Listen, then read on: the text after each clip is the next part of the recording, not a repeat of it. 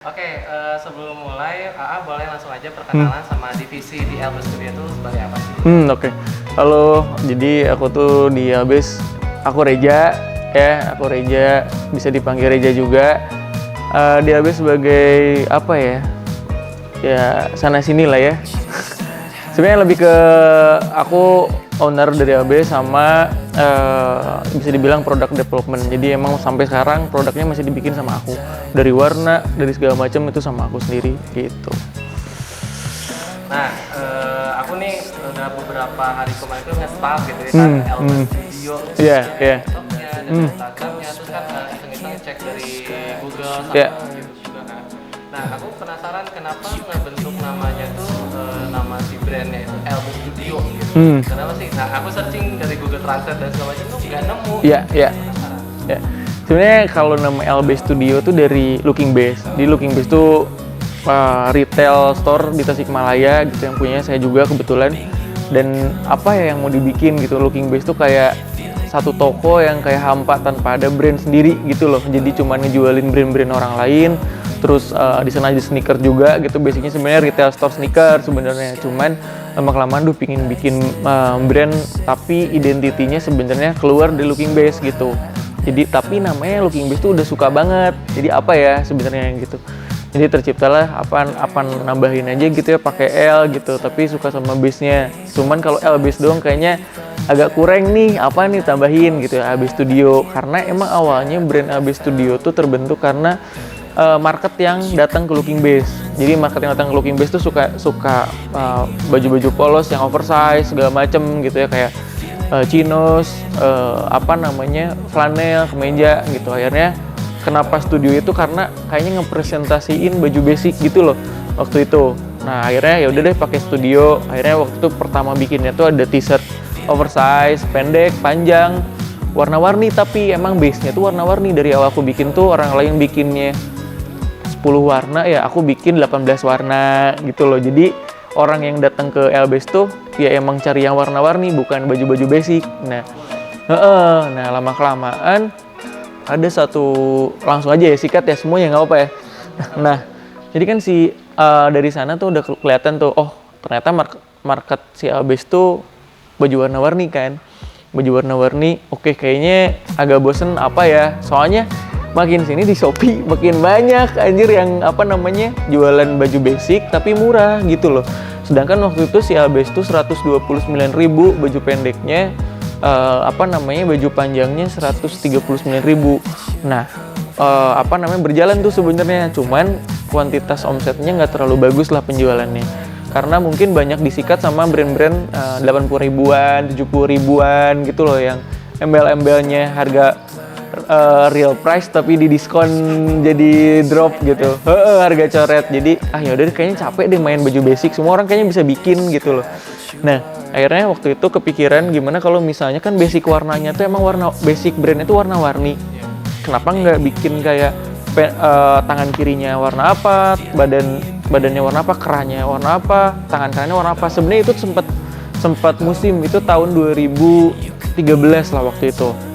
Cuman tangan sama badannya doang yang dibedain. Kalau aku kan semuanya basicnya bener-bener kerahnya beda, badannya beda, tangan kiri kanan pun beda gitu. Ya udah deh aku bikin.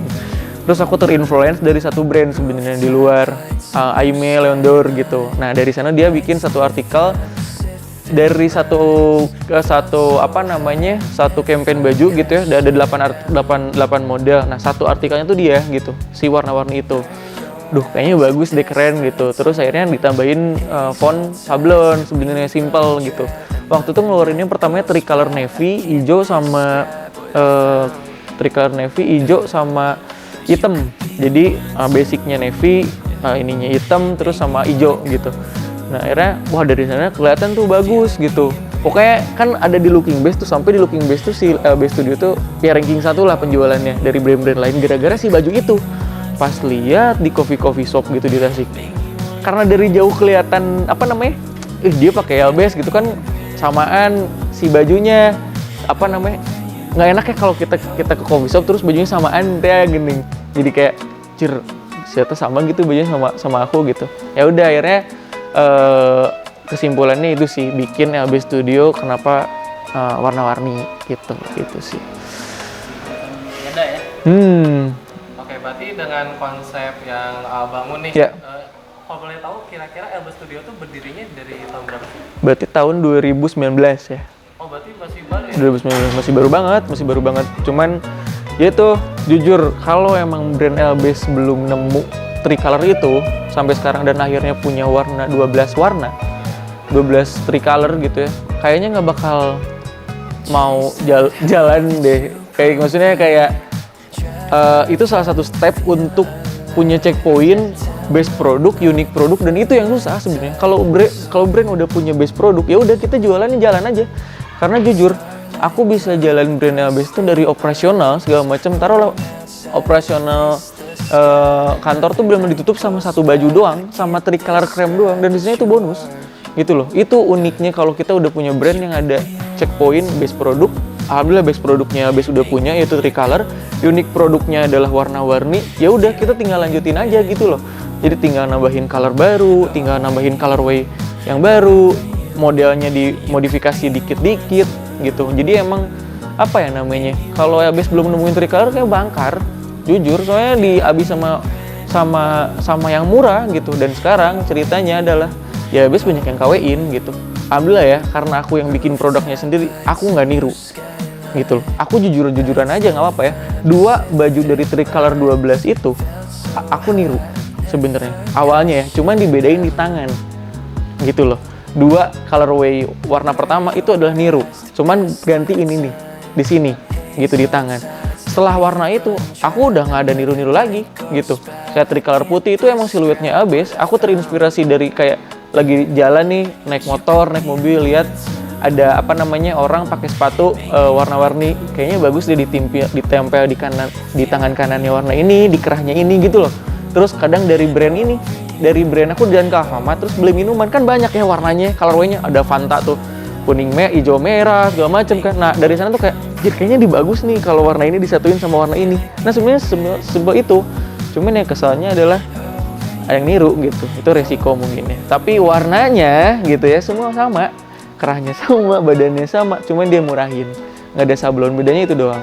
Itu sih resiko di sosial media ya mungkin ya, cuman ya mau gimana lagi gitu.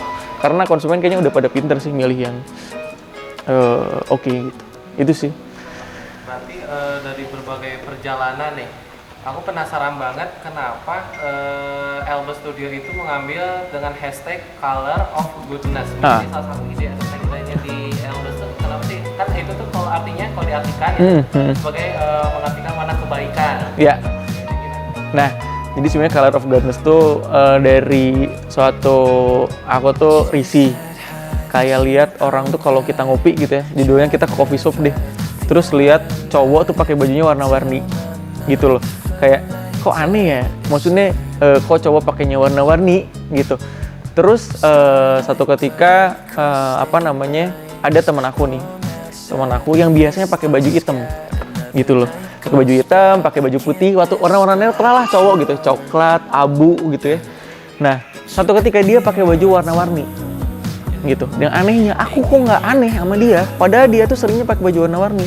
Nah oke, berarti kesimpulannya adalah sebenarnya cowok pakai baju warna-warni itu aman asal warnanya oke gitu. Nah dari sana aku bisa ngebuktiin gitu, bukan ngebuktiin, bisa ngeriset. Aku bisa deh kayaknya masukin LBS pakai orang yang wajahnya sangar, kan jarang ya pakai baju warna-warni gitu loh.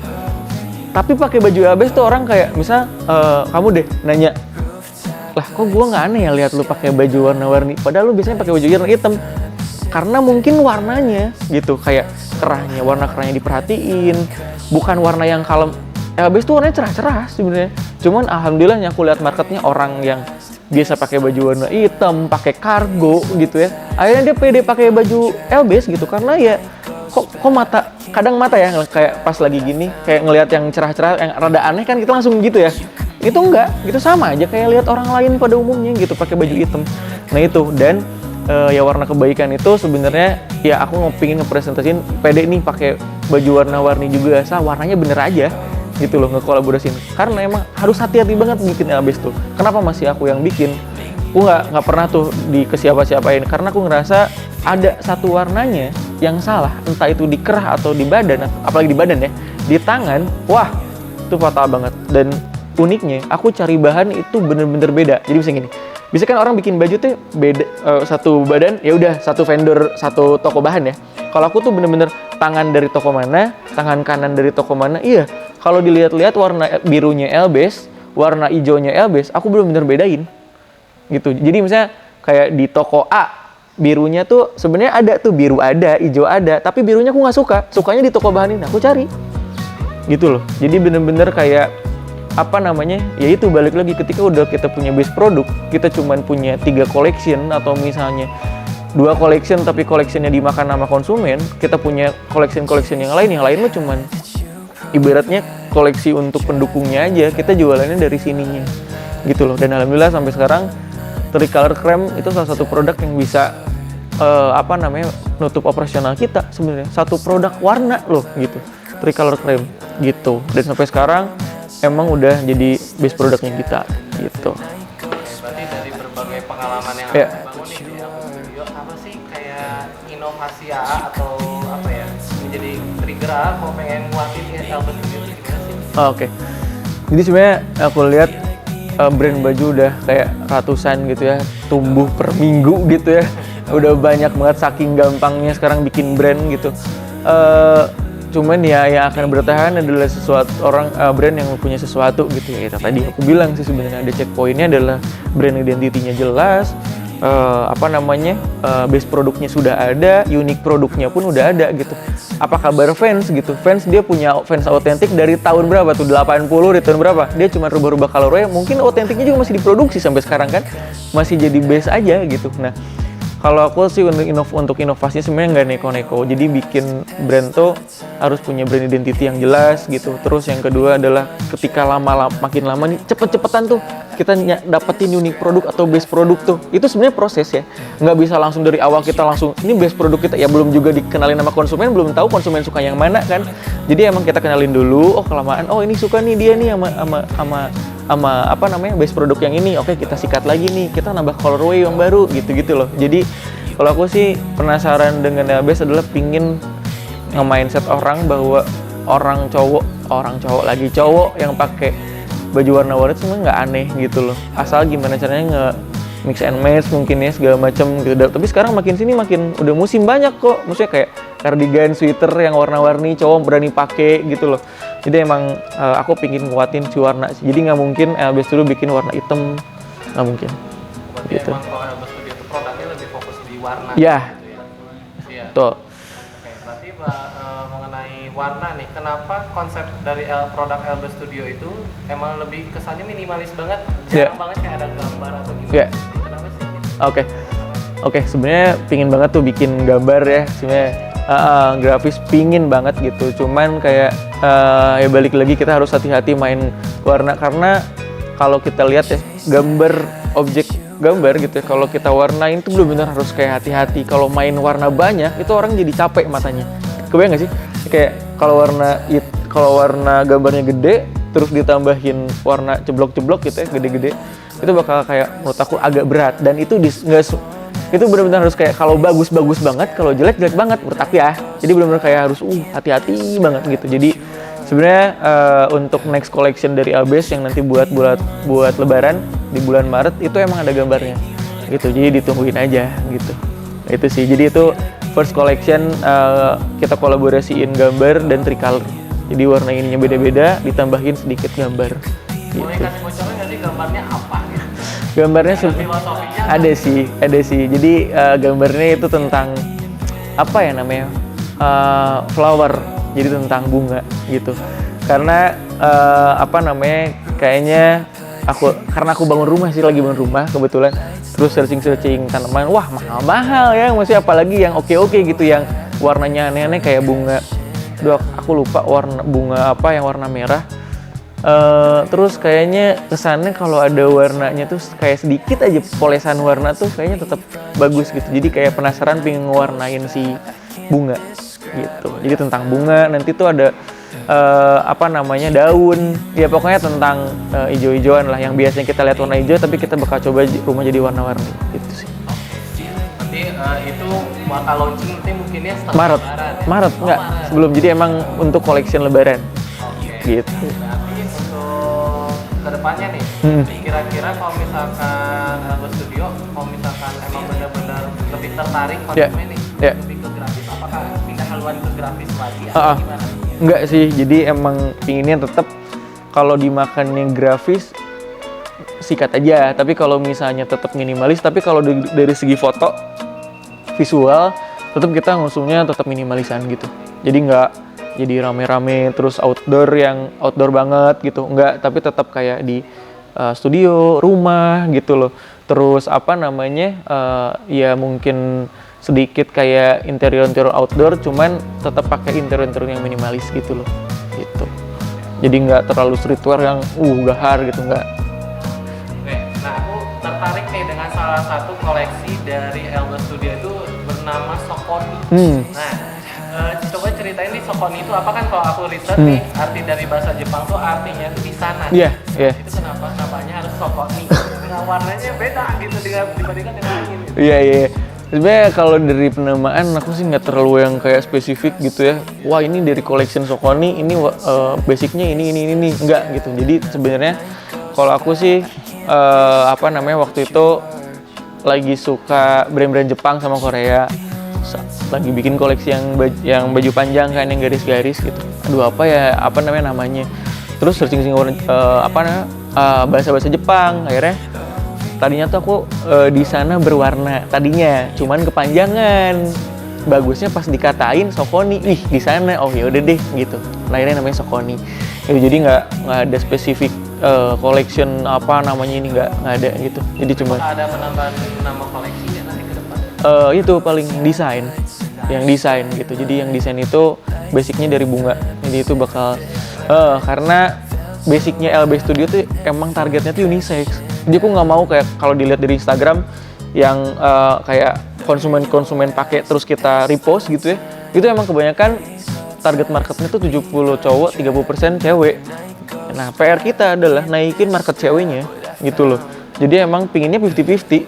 Penjualan kita misal nggak mau tuh kayak misalnya 70%-nya dari cowok, nggak mau, kita pingin 50-50 aja. Karena emang apa ya, sekarang cewek udah kayak, ya sekarang udah kayaknya fashion udah nggak ada cewek cowok ya, kayaknya udah kayak celana, baju, bener nggak? Kayak udah aja kayak, apalagi celana tuh yang sekarang yang regular fit yang gede-gede itu kan udah pakai celana cewek kan, dipakai sama cowok kan.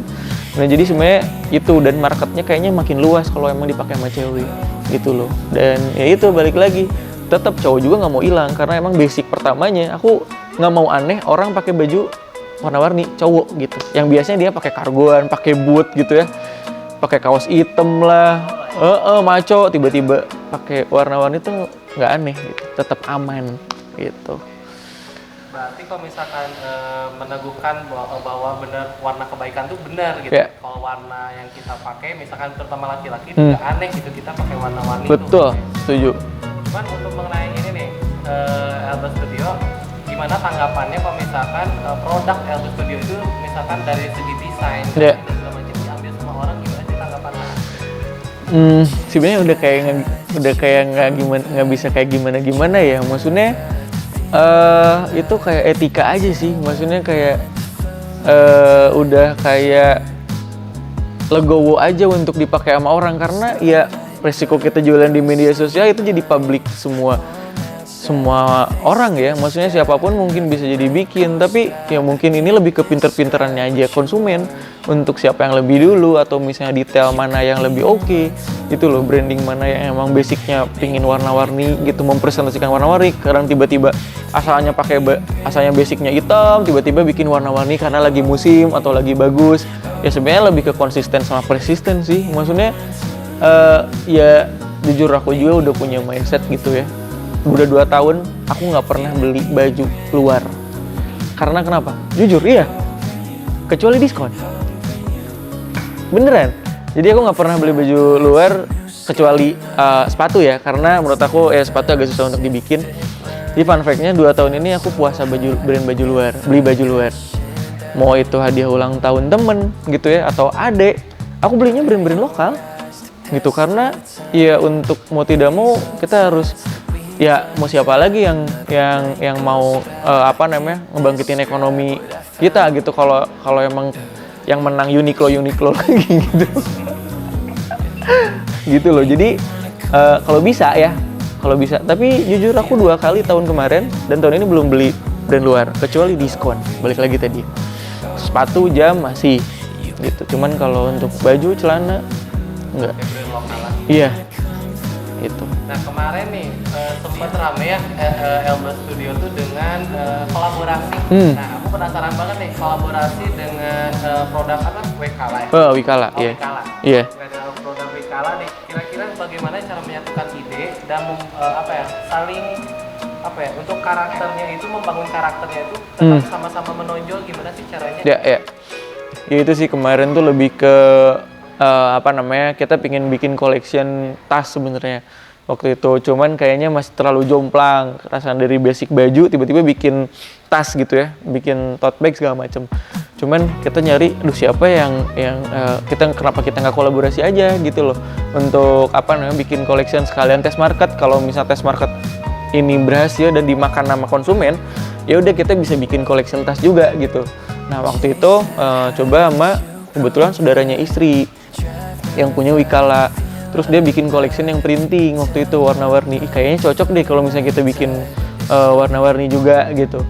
Nah akhirnya waktu itu bikin collectionnya tas dibikin sama Kala, collectionnya baju dibikin sama kita gitu. Jadi itu terserah brand mau digimana, pokoknya temanya warna-warni, kita juga temanya warna-warni. Wekala juga sama warna. Iya, dan ketemu waktu itu di meeting terakhir sebelum photoshoot, ngeliatin collectionnya terus bikin sampel. Ya udah akhirnya kita berjalan, alhamdulillah reaksinya bagus, cuman yang dimakan tetap baju sih. Jadi mungkin ya itu, balik lagi orang mungkin udah mengenalnya ke Abes tuh ya colorway-nya gitu, warna-warni si bajunya bukan si tasnya. Jadi kalau kemarin tuh bisa dibilang kurang dimakan sih untuk yang tasnya. Itu sih. Jadi emang kalau kalian kayaknya untuk kolaborasi lebih ke cari masing-masing value benefitnya apa aja nih. Kita kan nggak mungkin kita cuman satu doang yang dapat value ini, enggak gitu loh. Jadi benar-benar harus kayak saling terus nemuin ide yang benar-benar bisa dimakan sama dua market itu. Gitu. Jadi ya itu sih. Nggak apa-apa sih satu market, sekarang kan musim ya, kayak jomplang-jomplangan tiba-tiba sama Coca-Cola lah segala macam gitu ya. Mungkin apa dulu visi misinya harus jelas gitu. Kalau mungkin ke selling kayaknya untuk kolaborasi itu tidak terlalu ya untuk sebagian kolaborasi. Tapi untuk menaikkan brand value kayaknya oke. Itu sih. Untuk pertanyaan terakhir, gimana nih harapan untuk Elba Studio ke depannya dan pesan untuk para konsumen Elba Studio gimana? Oke. Harapannya untuk Elba Studio punya desainer yang gambar warna-warni.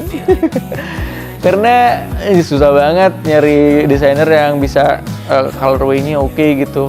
Misalnya kayak ngegambar ini deh, penguin deh misalnya, sayapnya tangannya pakai apa, gimana sih orang tetap nyaman gitu loh. Kan penguin hitam putih ya, bener nggak? Hitam putih, bibirnya kuning atau oranye gitu ya. Maksudnya, tapi orang tuh nggak kayak, ih kok pingin warnanya ini. Nah, orang tuh tetap masih tetap oke gitu. Itu sih harapannya. Terus emang Elba Studio konsisten dan persisten, karena konsisten dong tidak cukup gitu, karena persisten tuh itu yang bikin kita naik gitu. Kalau konsisten terus stuck di sana kayaknya nggak bagus juga. Terus akhirnya untuk Elba Studio tetap berdiri dengan warna-warninya dan mendapatkan base produk dan unik baru sebenarnya, unik produk baru. Untuk konsumen Elba Studio ya tadi ya, untuk konsumen thank you banget buat konsumennya Elba Studio. Kalian harus cobain dulu baru ngomentar gitu ya. Silahkan kasih tahu pacarnya, istrinya, atau misalnya suaminya mungkin kalau istrinya yang pakai gitu. Dari segi material, bahan, aksesoris, aku tuh bener-bener perhatiin gitu. Karena ya kayaknya bikin Elba Studio mah gampang ya, kayak nyari warna ini.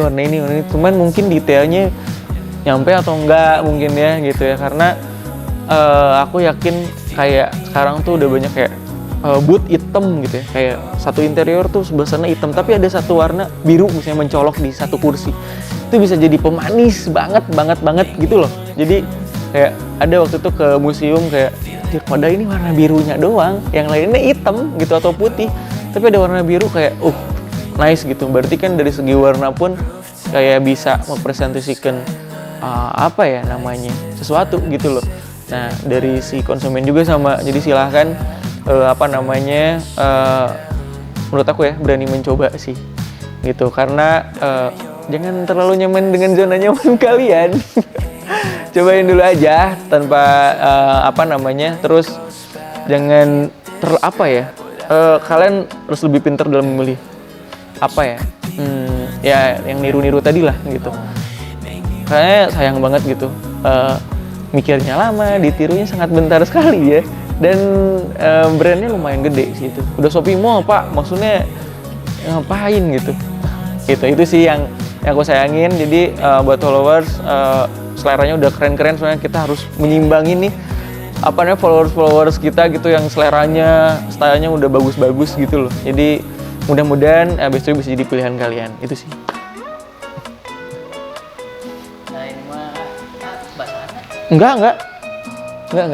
Aman. Inilah pertanyaan-pertanyaan sedikit lah ya, ngumplit lah ya. Jadi paling gini speaking of details lah ya, speaking of details, speaking of unique value, dari tadi bilang kan si Abes itu ditiru. Ketika setelah ditiru, apa sih diferensiasi dari produk lain? Yang bilang oke udah tadi itu cuma lengan aja yang dibedainnya. Iya. Kerangkanya, kerangka gitu dibedain benar-benar. Diferensiasi. Nah sekarang ketika ada orang nabrak nih, habis laku dan lisensi berapa orang? Iya.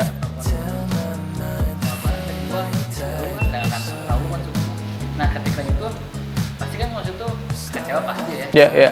Sebagai Albes nih, ketika menanggapi itu, apa yang bakal di sell ke market atau ke orang yang memang udah pernah beli produk yang kecewa bahwa produk kita tuh nggak sama nih, sama apa sih yang bakal dilakuin ya? Iya.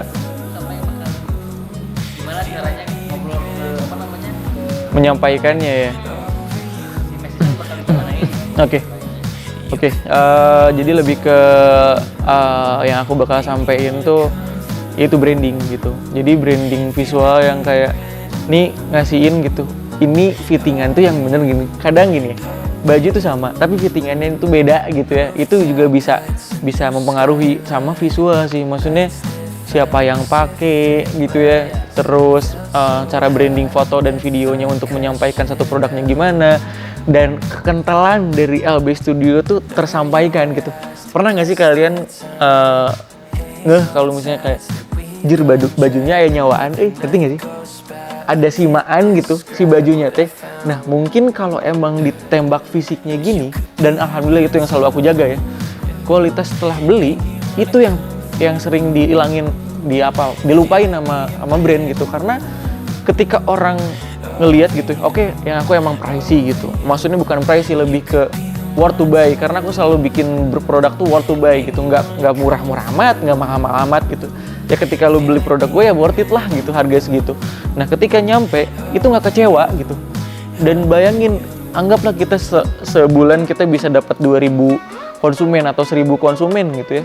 Terus dia di koleksi selanjutnya dia beli, terus dia nggak ngilang, kan omset kita bisa nambah lagi kan untuk kuantitasnya. Nah itu sih yang aku jaga. Jadi dari segi servis apa ya namanya, ketika dia protes gara-gara ada barang reject, ada warna yang pudar segala macam, itu mungkin bisa disampaikan juga sama tim gitu, untuk kayak ngejelasin nih habis tuh punya after buy gitu, after sale gitu. Jadi kalau misalnya udah beli ya tetap kita layanin, ketika nggak pas udah beli barang reject nggak tanggung jawab gitu loh.